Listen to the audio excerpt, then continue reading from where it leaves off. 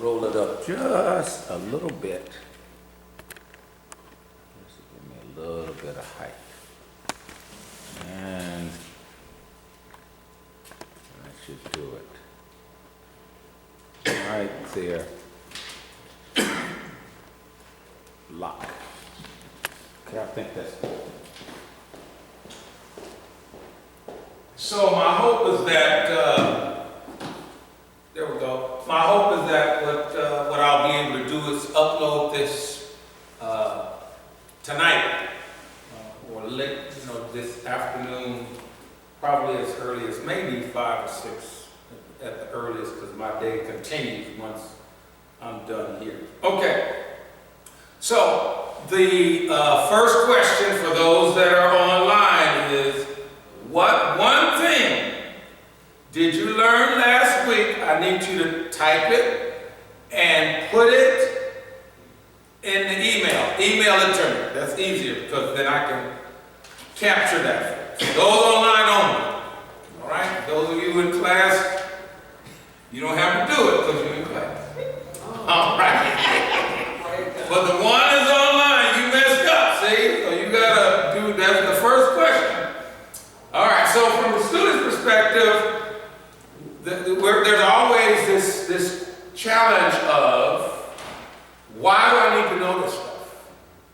From the teacher's perspective, we have learned from our textbook, right? And we want to make sure that you didn't waste money buying the textbook. So the idea is to make sure that the information that we share is in line with the textbook, right? So I'm presuming everyone had a chance to read our assignments thus far, right? Okay. Because we are going to touch on some of those today. So, just a little bit of refresher to kind of get us going. How can we best teach or preach? And we already learned that the lecture mode is used more often than we care to count, but it's really not always the most efficient. Okay? Because if you ask any of your parishioners or Sunday school students, tell me anything you learned from our Sunday school lessons last month. Just give me one idea, one thought, and they probably can't do it. Right? So, there might be some reasons why they struggle in that area. But then there are some lessons that they can bounce back. Well, I can't tell you about last month, but I can tell you when you did this lesson on ... it changed my life. And I will never forget it as long as I live. Right? And we have those moments. Question is, how can we get those moments every time we stand? Okay? Or every time we teach. So we learn lectures are usually boring. We talked about that a little bit. And what are we missing? Let's take a look. And we put our focus on the 5 senses. Right? So let me grab my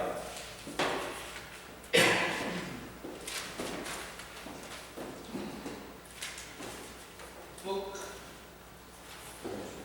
Here. This looks bad online. Where is my book? Just had it. Okay.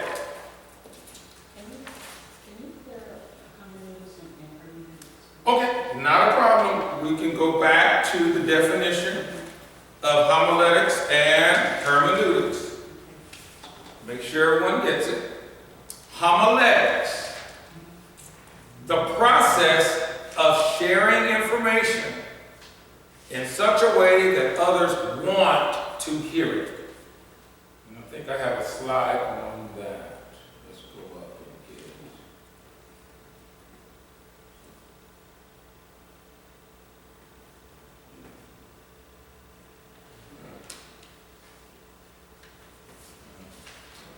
There we go. Homiletics is best described as sharing information in such a way that others want to receive it. Okay? And I think hermeneutics, I defined that before. Maybe. Yep, there it is. And hermeneutics is best described as accurately interpreting the Bible. Accurately interpreting the Bible. Because much of what we do is Bible-based or Bible-focused. And while you'll get your bevy of hermeneutics data once this class finishes, you still want to be able to connect those dots, right? So, accurately interpreting the Bible. And so, for you persons online, I need you to type in the email, question number 2, and I need someone to help me with our questions because I'm going to rehearse them again. Question number 2 is the 2 definitions of importance, hermeneutics and homiletics. So this would be probably a separate sheet, just to make sure that I don't forget what I'm asking them to do for us, or for me, to make sure that they get credit for being in class. All right, so jumping now forward,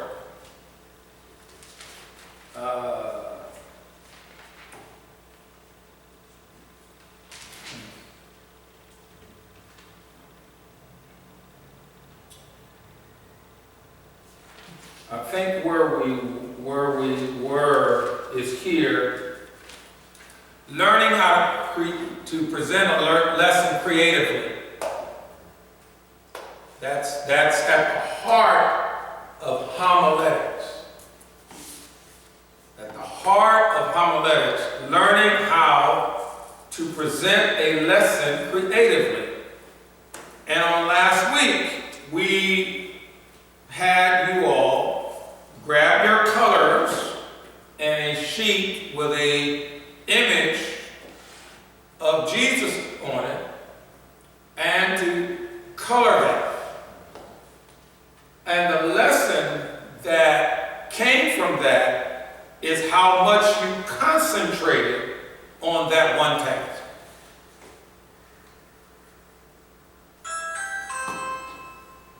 If there's anything we learned, it was that you can sit down and concentrate to the degree that nothing gets in your way. So what that means is you can develop a creative lesson when you put the time in. You can do that.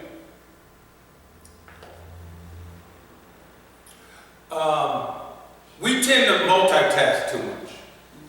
And that you would have to be singularly focused to say, I'm not going to stop until I do this. Now, obviously, if I didn't know that I was going to bring the crayons and I couldn't do that at the last minute. I had to pre-plan that lesson.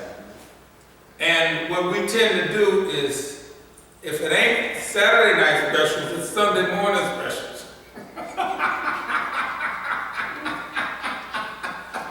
Lord, what we gonna do? It's kind of late. It's kind of late in the evening. The sun gone. Now the sun came back up. What we doing? So it is possible that you can get through it, but will they remember anything? So creatively, learning how to be more creative is certainly the name of the game. Because remember, you're learning this now for someone that you haven't met yet. And may not have even been born yet. So the goal is giving your students, congregants, the ability to think, T-H-I-N-K.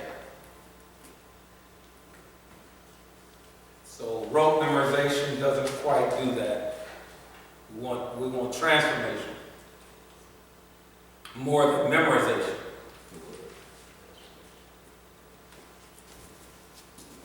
So there would be no alienation from the God of creation.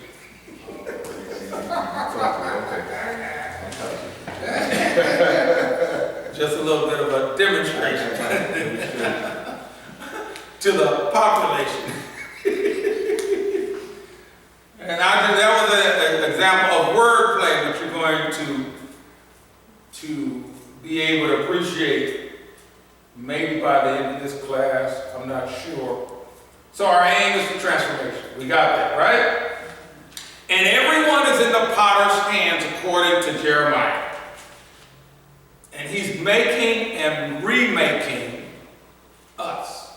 So those of you who are online, here's another one. Locate through your Bible search Jeremiah, where he visits the potter's house. Type that in. Bet you won't miss class next time. all right, moving on. Moving right along. Okay. The goal is transformation. Now, transformation is to know, that's cognition. To love, that's affection. And to follow Jesus, that's behavior. Now that's right out of the book. Transformation is to know, cognition, to love, affection, and to follow Jesus, that's behavior.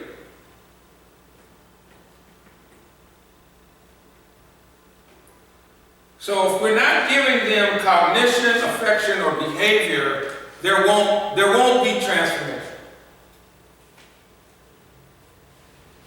Okay?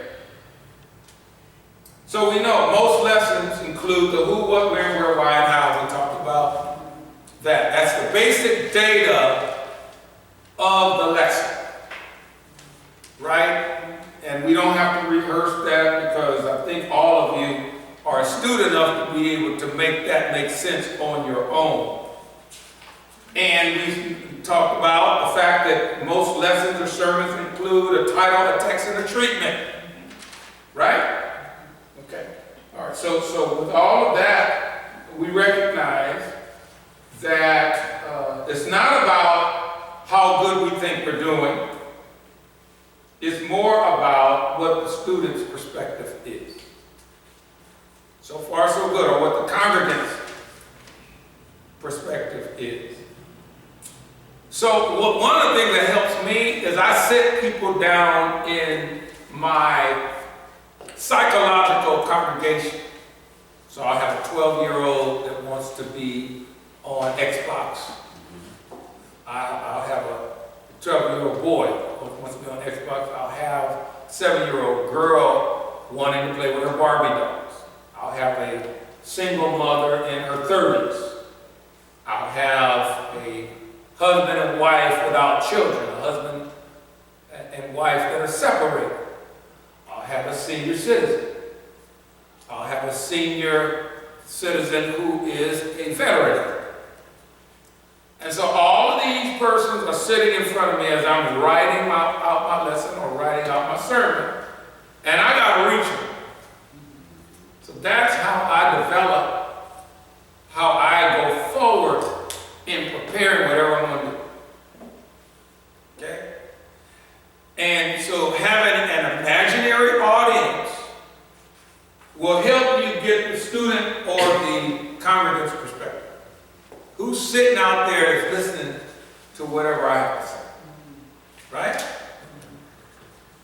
That was one of the game changers. There are a number of others. That was one.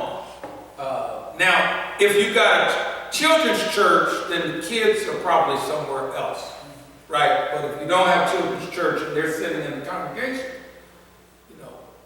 they deserve the sermon as much or the lesson as much as anybody else, right?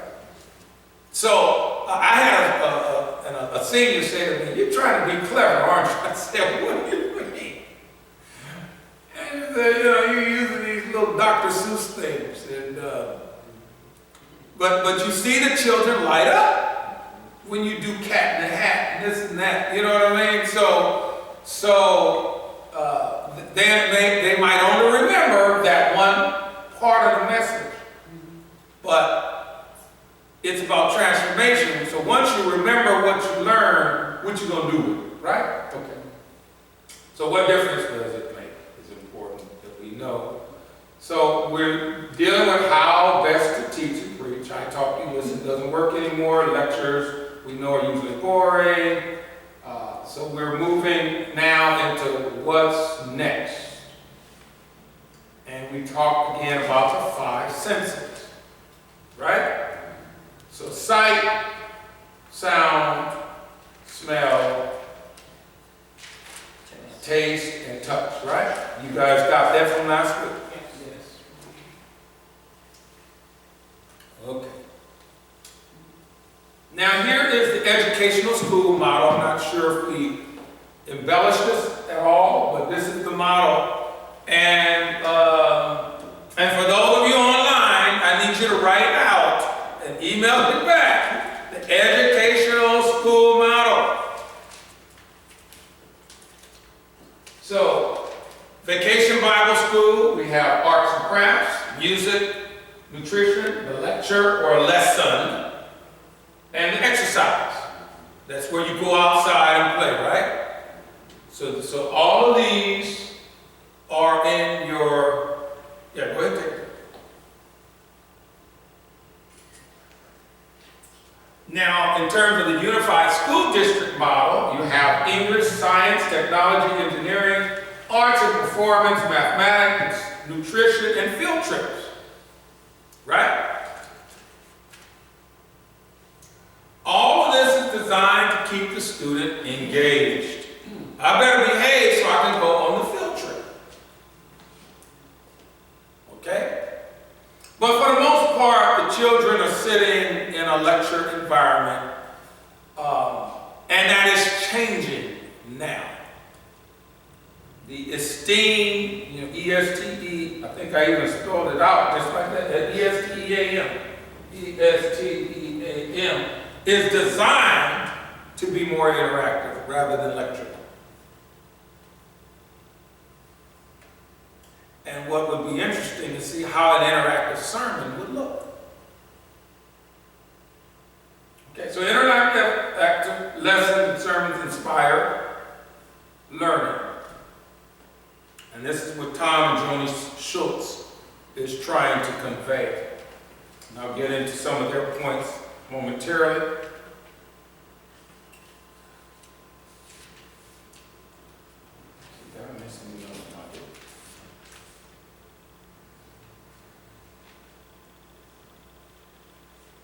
Interactive preaching and teaching inspire responses. So one of the things that I do while I'm teaching and preaching is I ask the audience to do specific things. So we do have a pretty sizable online presence. So I'll ask them to type in the chat a response. And I've learned that if you ask them to type in a response like, "Do you want to die and go to hell?" Type in your answer and they say no. It sends a negative vibe to your website. Like people are throwing a thumbs down. So I had to learn how to ask the question where it's more of a positive response. So how many people want to go to heaven? I do. Type in, right? So that's a plus. Because a negative response sends the data plummeting. I didn't realize that. Because it's AI, so it's trying to figure out things, and it's thinking that people don't appreciate what you just said. Right? I learned that the hard way. I said, why did this go down all of a sudden? Because they have these diagnostics. And I was like, I must have said something that made somebody mad. No, we're back. in the negative, and that plummeted according to the AI. Now, AI is not always accurate, we know that. But if you're going to interact with your audience, you make sure that the responses make sense to you, but that they're answered in the positive versus the negative. So that, because a lot of times we forget, all we see is diagnostics and say that plummets. I'm like, really?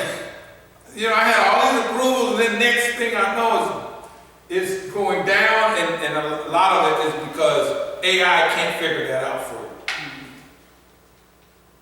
And I never would know that if I hadn't investigated where was the question and when did it start to go down. And all the answers were coming in, no, no way. And, you know, and it's like, whatever I'm saying, do you love Jesus? No, no way. You know, because it's not listening to the question, it's only dealing with the anti-response.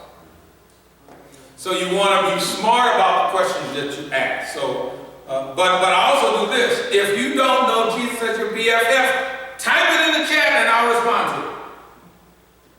And then I do. So interactive, you know, it's not just you watch while you're at home at Bedside Baptist while we're in church.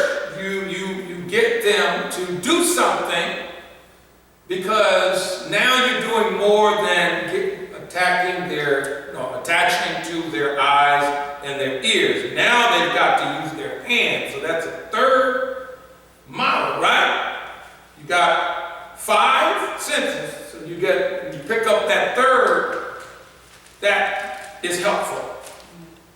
Right? You might not be able to get smell on line, but there's a way you can pull that in psychologically. Like, for instance, you can say, imagine a watermelon. Right? Can you smell it? I want a piece. Right? So you can do a psychological smell. Whereas in the congregation, said, I have in my hand a water. You can walk. Can't answer that. You can walk and they can smell it, they can see it, right? And so or a lemon or orange or anything, but make sure that if you're doing it online, you want to walk right up to the camera. Can you just can you smell it? Don't you want to fight?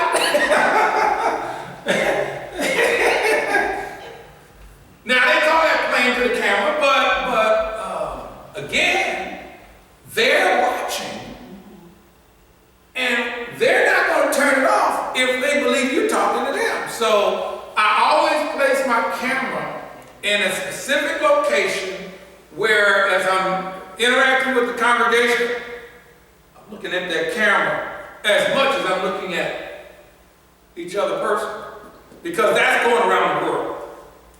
Now, if you don't have the capacity of doing it that way, then make sure that if you're only in an analog environment where you're in a classroom with no gadgets, you want to make sure that you're interacting with your class in such a way that they will respond. So you have to stop long enough to pose a probing question simply for a response. Knowing that some students hate talking in public, just like some adults. So, in classes or in congregations where you know you've got bashful people, just give me a thumbs up. They don't have to say anything, but they will give you a thumbs up, whether it's online, on Zoom or whatever, or they will do it in the congregation. Just wave your hand and say hallelujah, right? They might wave their hand, they may not say anything, but you know, so there's a reason why, you know, preachers say, touch your neighbor and tell them this. Touch your neighbor and tell them that. COVID stopped all the touch your neighbor. Now they say, y'all just look at me, and respond, and you give them some sort of jarring thing to make them move, right? But it has to make sense, right? So we'll probably nail that down a bit later. Okay, so then interactive preaching and teaching inspires participation. I remember I was talking about how to get involved with evangelism. And it was a lesson on, the reason why we don't do it because we're afraid or whatever. And so we talked about what the goal is and all of that and how simple it is. I said, the way you really do it is you just jump in. So I had one young adult on one side and another young adult on the other side. I had them come up. They didn't know what they were going to do.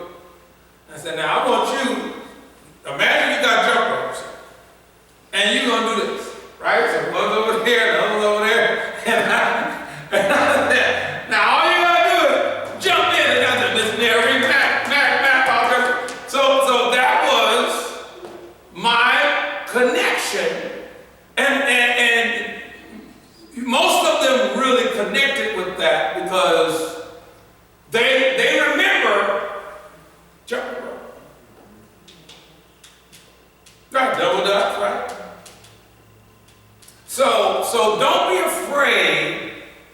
Obviously in Vacation Bible School you can go outside and say, okay, let's get the jump ropes and see who can, take this lesson of jumping in on Jesus, right? Whatever the lesson is, and see how many they can go. All right, good job. Next one. So those models remind the students what the lesson is from start to finish. So why can't we do the same thing? Remind our congregation what the lesson is from start to finish by these extra movement type things. So you need participation. Okay? Now, according to the book, we have to allow for discovery. Does anyone remember that part of what the book mentions about the students discovering what the lesson intends to teach? Now, Jesus often gave his disciples something to learn by discovery. And we'll turn to Luke chapter 9, verses 10 through 11. Luke 9, verses 10 through 11. Luke 9.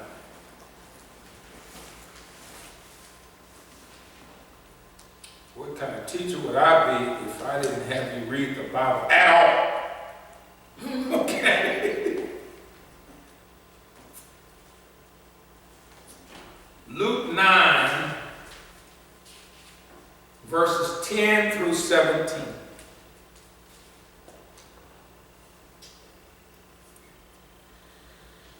And once I know which one of you is going to read, I'm going to grab that camera pointed in your direction so that the student feels like they're part of the class. So which one of you would like to read? And don't mind being on camera. That part. All right, let me go and get the camera. All right, turn this so I can see. And she's backing up. All right, okay. We are ready for you, my dear sister. Luke 9, 10 through 17 says, And the apostles, when they were returned, told him all that they had done. And he took them and went aside privately into a desert place belonging to the city called Bethsaida. And the people